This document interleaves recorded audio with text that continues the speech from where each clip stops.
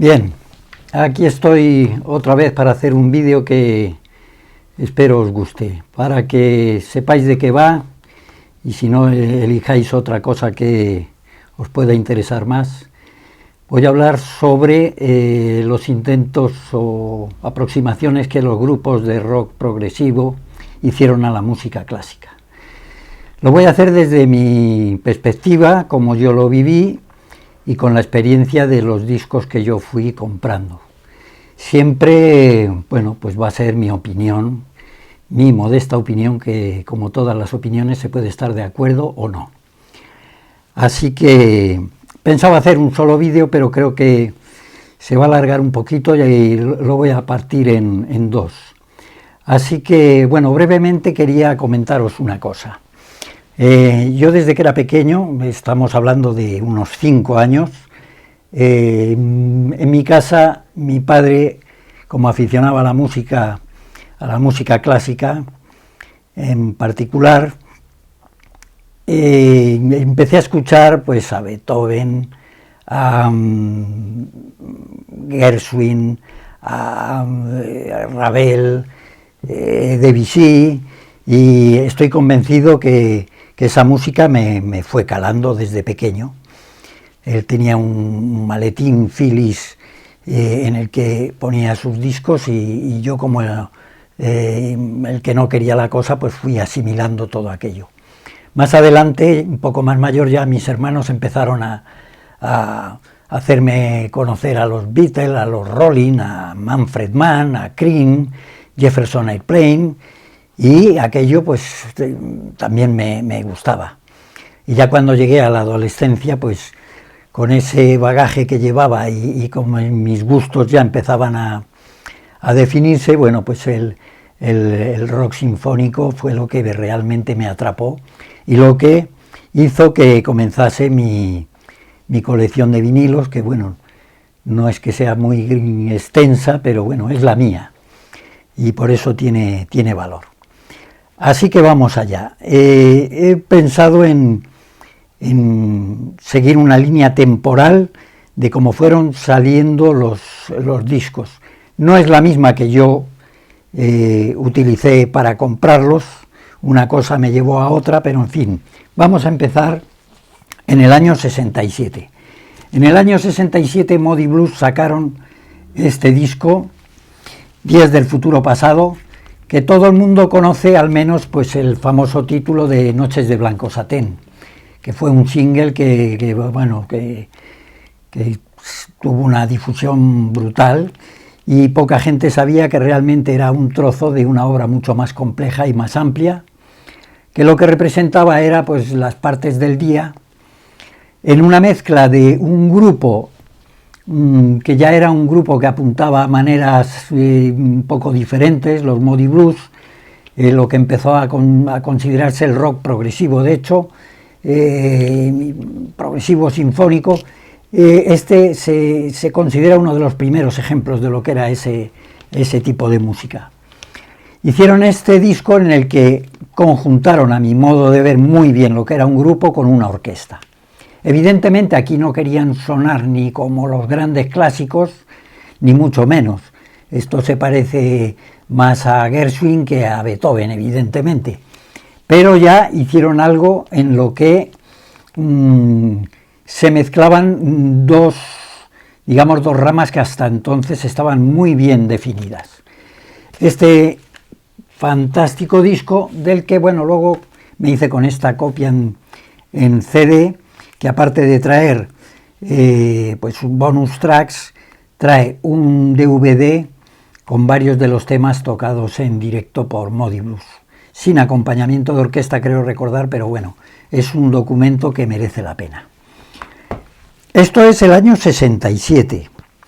En el año 68, el grupo de Nice, liderado por Keith Emerson, y del que voy a hablar mucho porque, bueno, se me va a ver el plumero rápidamente, que tengo una debilidad especial por este señor y por el grupo con el que realmente me enganché, que fue Emerson, Lake and Palmer. Pero bueno, cuando estaba en Nice, este disco, curiosamente, es en cuarteto. tenían aún guitarra más o menos en plantilla, y luego Nice se convirtió en trío, como aparece aquí. De hecho, creo que es que esta no es la portada original del Ars Longa Vita Brevis. En este disco, Keith Emerson, ya en su cara 1, hace lo que es una interpretación por su cuenta de la suite Karelia de Sibelius. Y en la cara 2,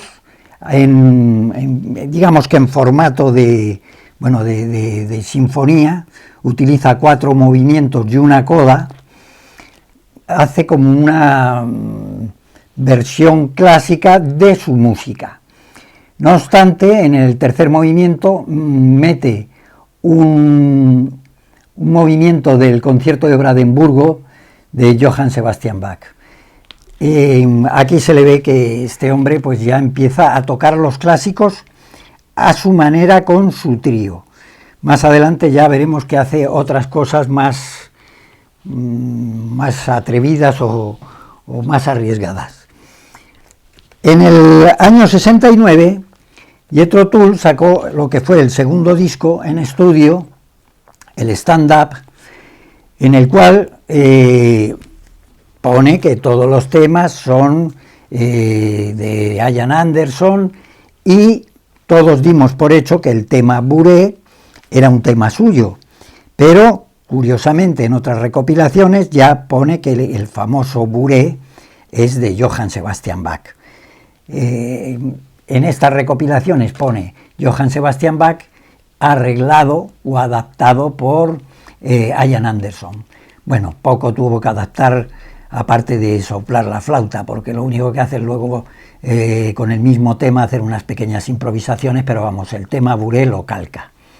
Así que el amigo Ian Anderson aquí ya tira de clásicos como Johann Sebastian Bach. Los grupos, yo no sé si porque querían darse un poco de experimentar o asimilarse a la música culta, pues hicieron este tipo de cosas. A continuación, en este mismo año, en el 69, el grupo de Who saca lo que es considerada la primera ópera rock, Tommy. Aquí, tocada, el grupo Who interpreta la ópera que compuso Pete Townshend, completa, pero en formación del grupo de Who. Más tarde hablaremos de esta obra cuando ya deciden llevarla a orquesta y a adornarla como una auténtica ópera. Seguimos con The Nice y llegamos otra vez a una formación en la que interpreta a modo de sinfonía, con los tiempos, marcando los tiempos como si fueran en una sinfonía. Aquí vuelve a meter no sé, debía tener debilidad por el tema Karelia de Sibelius. Hace en la cara 2, el tercer movimiento es la patética de Tchaikovsky, de su sinfonía número 6. Aquí hace un mix de un tema de Bob Dylan, Country Pie, y concierto de Brandenburgo número 6 de Johann Sebastian Bach, y hace ahí una especie de mix. Y luego lo que es en sí la suite de los 5 puentes, en la cual en forma de 4 tiempos interpreta esta suite compuesta por Keith Emerson, y en la que toma algún tema clásico que se puede reconocer. Este estuvo grabado en directo, como digo, en el año 69. Orquesta y trío del grupo The Nice. Seguimos en el tiempo y nos encontramos, bien, antes de llegar a Pink Floyd, tenemos lo que se puede considerar como la aproximación más clara de un grupo de rock al mundo clásico. Jon Lord hizo un concierto para grupo de rock y para orquesta sinfónica.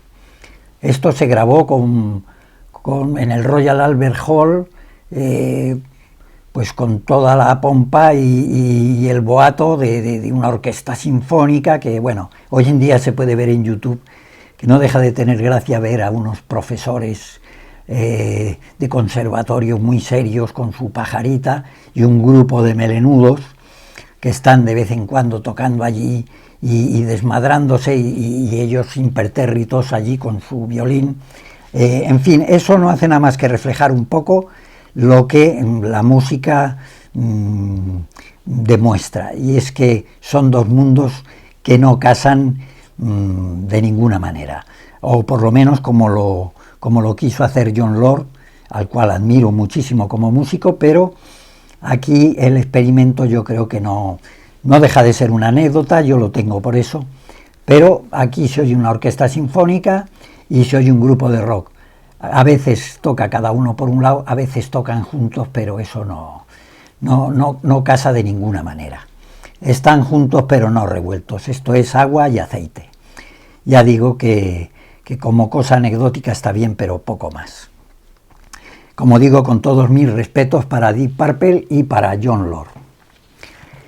Y esto fue en el año 69.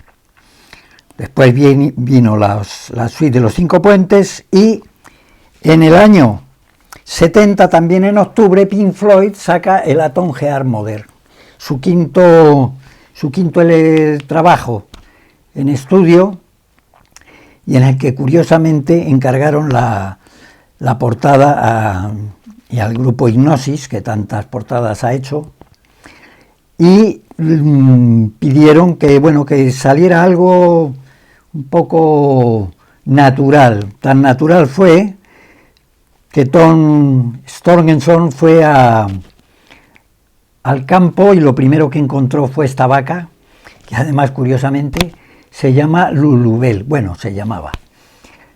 Y esta fue la portada del At Home Modern. En este disco consideran que Pink Floyd ya deja la época psicodélica y entra más en lo sinfónico progresivo. Bueno, esto de las etiquetas ya se sabe que a veces las etiquetas están bien, por lo menos para cuando llegamos a la tienda de discos saber dónde meter el dedo. Pero fue como la despedida psicodélica de Pink Floyd. Y lo hizo con una suite, At Home Modern, en la que combina una orquesta con el grupo Pink Floyd, evidentemente, y esa orquestación, por lo visto, trajo más que un quebradero de cabeza, hasta que me parece que al segundo intento el encargado de orquestar toda la música, pues yo, para mi modo de ver, hace un trabajo francamente bueno. Sobre todo el comienzo de At Home Modern me parece fabuloso. En esa especie de cacofonía que se oye al principio, el tema empieza a desarrollarse a través de unas trompas, que precisamente la trompa no es que haya sido un instrumento muy protagonista, salvo raras excepciones, y aquí inicia el tema de At Home Modern de una manera muy brillante. A mí me parece un gran disco. Curiosamente, tanto Roger Waters como David Gilmour al cabo del tiempo no tuvieron muy buen recuerdo de él, diciendo que era pretencioso, embarullado, en fin, no sé, a mí quizás eso es lo que más me gusta de todo. Un nuevo intento de un grupo de aproximarse, si no a la música clásica, así al mundo orquestal.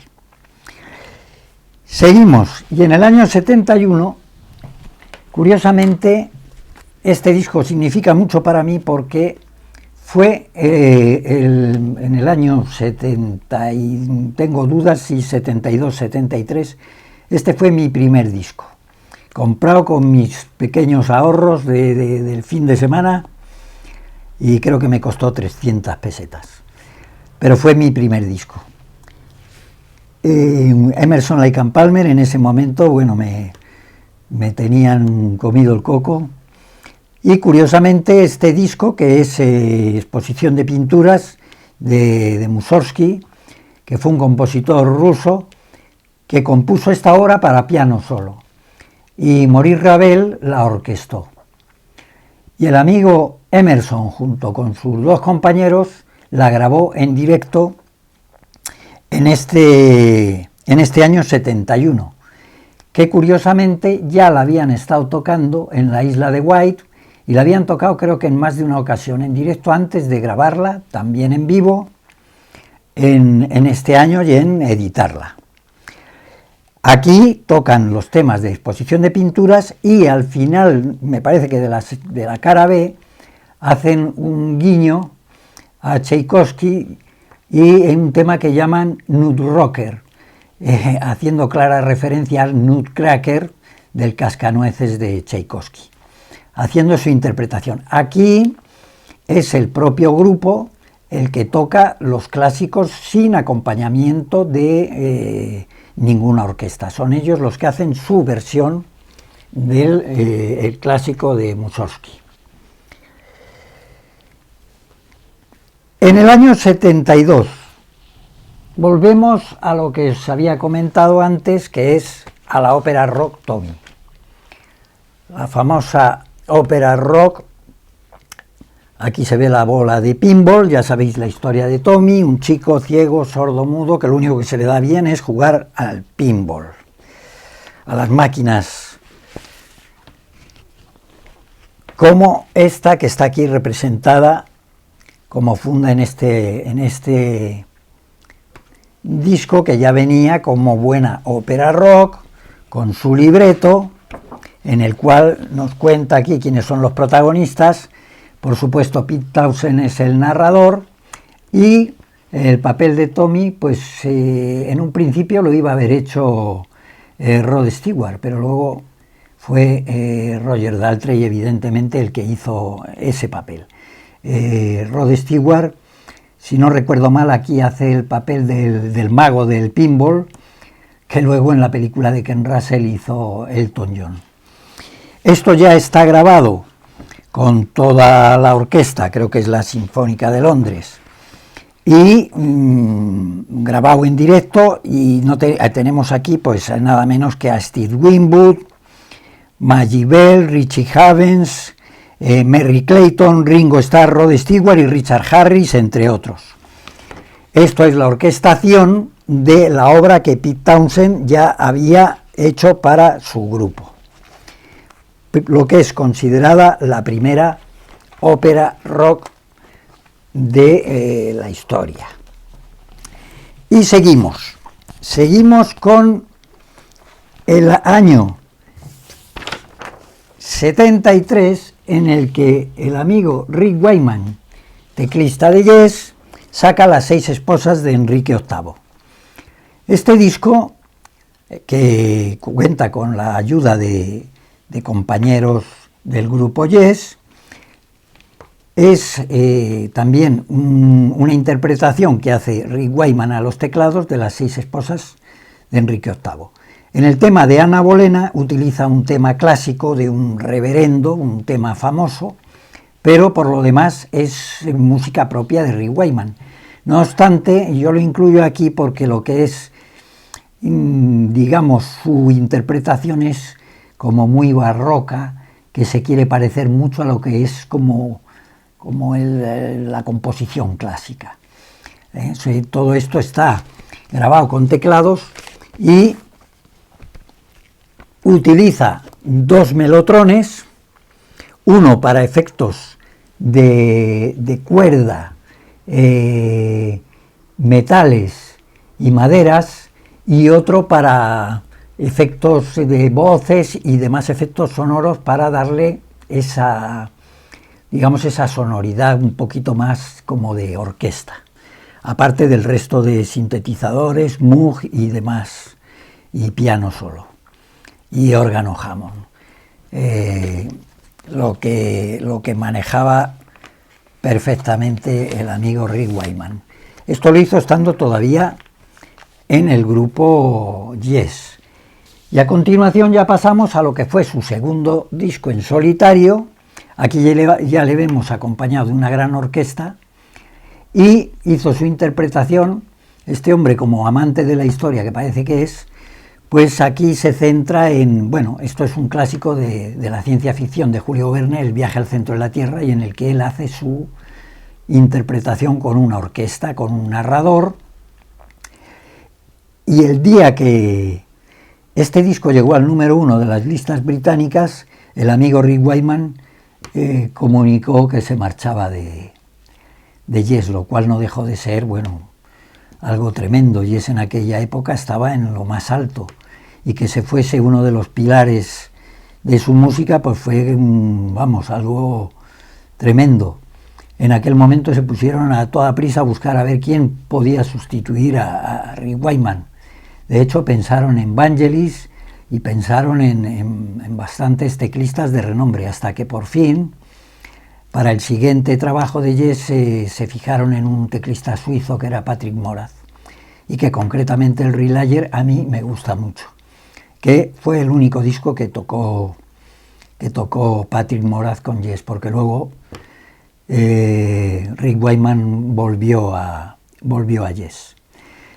Aquí, como digo, es su interpretación, pero no obstante, él hace una mención y le honra, que pone que en un tema en concreto hace referencia a un fragmento de la música de Edvard Grieg, que es del Rey de la Montaña, y que es muy reconocible, y él en todo momento dice que gracias, que lo toma y que es prestado. Ahí estuvo fino el amigo Rick.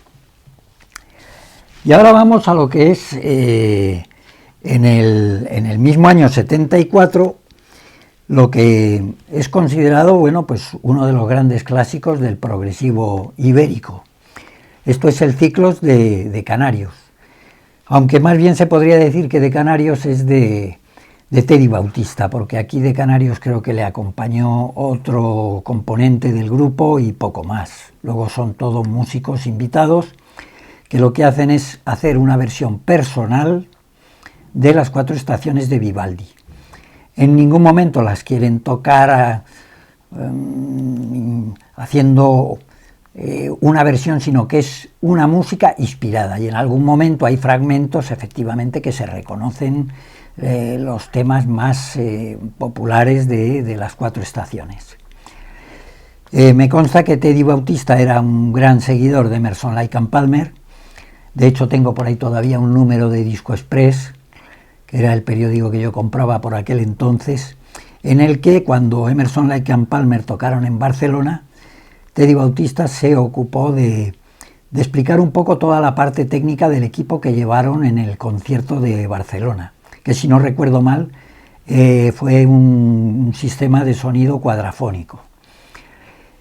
Y como digo, me consta que no es una obra fácil de escuchar, a mucha gente se le hace pesada, y me consta porque he leído comentarios, pero yo considero que, bueno, que aquí hay mucha cosa que asimilar, que hay que darle unas cuantas escuchas y a lo mejor poco a poco, pero me parece algo muy digno de tener en cuenta. Un gran trabajo de Teddy Bautista con Canarios. Y ya nos vamos en este mismo año. Hay otra de las grandes colaboraciones entre un grupo y una orquesta, que es el Apocalipsis de la Mahavishnu Orquesta. Mahavishnu, que como sabéis es el nombre adoptado por John McLaughlin, y esta ya era una, digamos, segunda formación de la Mahavishnu, que fue llevando una serie de formaciones. Aquí destacan bastantes músicos, entre ellos tenemos aquí a Jean-Luc Ponty, el cual admiro mucho por sus trabajos con la Mahavishnu, sus trabajos individualmente, sus colaboraciones con cantidad de músicos. Ahora me viene a la cabeza una maravillosa colaboración que hizo con Elton John en el Honky Cat, en 2 temas que son fantásticas, la aportación que hace Jean-Luc Ponty. Aquí, bajo las enseñanzas de un gurú de Mahavishnu, pues toma el nombre de Apocalipsis, que es una especie de canto de este gurú que tuvo John McLaughlin, es Richie Moy, en el cual utiliza un poema llamado Apocalipsis. De este disco basta con decir que su productor fue George Martin. George Martin, como seguramente sabéis la mayoría, fue el llamado quinto Beatle, el productor de todos los discos de los Beatles y de muchos otros trabajos, y de este en concreto, y del cual dijo que se sentía muy satisfecho, como que era uno de sus mejores trabajos. Eso dicho por George Martin, a mí no me cae en saco roto. La verdad que escucharlo si no lo habéis escuchado porque merece la pena. Bueno, como he dicho que iba a hacer 2 vídeos, voy a terminar en el año 75 con este disco. Y en un próximo vídeo, que espero hacer pronto, terminaré con lo que era la experiencia que yo tuve con estos discos de mi colección particular. Steve Howe hizo su primer disco en solitario. Me consta que aquí tenía que tener a un cantante, que no sé qué problemas hubo. Al final el caso es que él se dedica a cantar y bueno, el pobre hombre toca maravillosamente la guitarra, pero canta como, vamos, que da pena escucharlo. Y más vale que hubiera contratado a alguien. Pero bueno, el disco está muy bien. Y aquí lo traigo porque el tema que da título al disco, el Beginnings, es una especie de obertura con un sonido muy clásico en el que suena como a música de cámara, a pequeña formación. Y de hecho, bueno, pues aquí lo tengo apuntado, colaboran Patrick Moraz y Alan White de Yes. Y a la vez, bueno, Patrick Moraz toca un clavicordio, piano y sintetizadores, pero luego hay 2 violines, una viola, un cello, un contrabajo, flauta, oboe y fagot. Con lo cual, como digo, hacen una música tipo música de cámara. Y hace un tema muy bonito. El resto del disco está bien, salvo cuando este señor se pone a cantar, que entonces vale más taparse los oídos. Pero bueno, ya le he dado bastante caña. Hasta aquí lo que yo considero que son, seguro que hay muchas más. Todas las que están aquí son, pero no son todas las que están aquí. Entonces, bueno, yo como digo, seguiré a partir del año 75 en un próximo vídeo y voy a hacer una lista de Spotify para que, bueno, al menos algún tema de cada disco podáis disfrutar. Aunque muchos yo me los escucharía enteros. Y nada más, espero que os haya gustado y nos vemos en la próxima.